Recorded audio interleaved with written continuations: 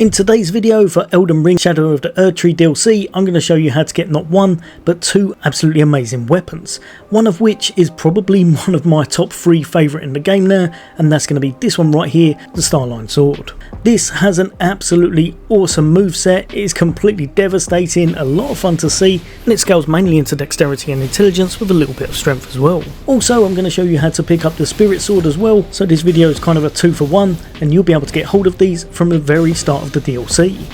Now, one thing you will have to have done, you're going to have to make your way a tiny little bit up just throughout the first area, and then make your way all the way over to the castle front, Site of Grace.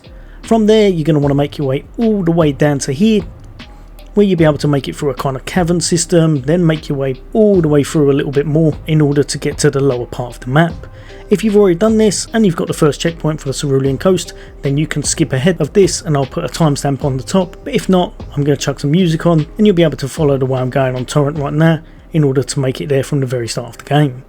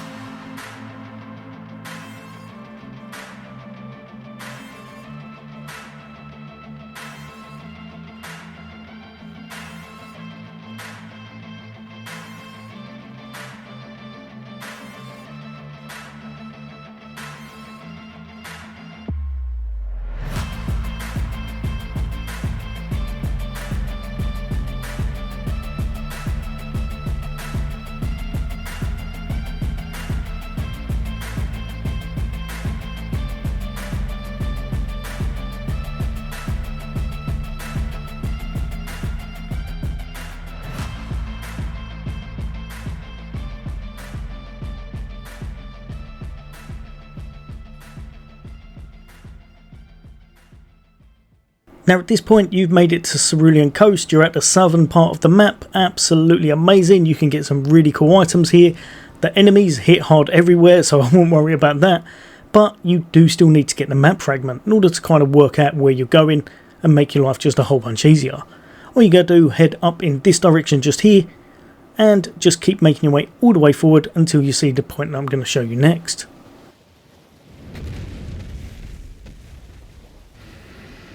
Be careful, there will be a bit of a jump scare with a dragon, you're going to want to probably avoid that, or tackle it depending on how your build is, on how powerful you are at the time. But you're going to make it to here, pick up the map fragment, and then you're going to be able to see things much easier. Back to the previous Site of Grace, the Cerulean Coast one, and you're going to want to head off in this direction just this way, and just keep making your way through. There wasn't actually a whole bunch of enemies here, so you should be really good to go, and instead you can kind of enjoy just how pretty and lush this area really looks.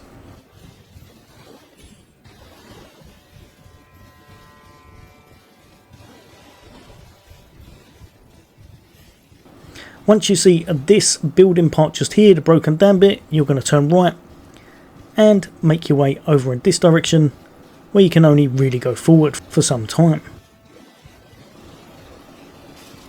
When you see this little monolith or this little bit of jutting up rock, you're going to want to go all the way forward in order to pick up the optional item, which is going to be a spirit sword. That's going to be here guarded by a few enemies, so take them out and then grab it, and then you're going to make your way back. Again, jump on your trusty torrent and make your way forward to the large rock structure that we saw sticking out of the ground earlier. At this point, turn right and just keep making your way forward until you get to a much more open area. There are a few enemies here that really want to take you down quite badly. There was a lightning one that was trying to hit me for quite some time, but just keep running through and you should be able to avoid all of the attacks.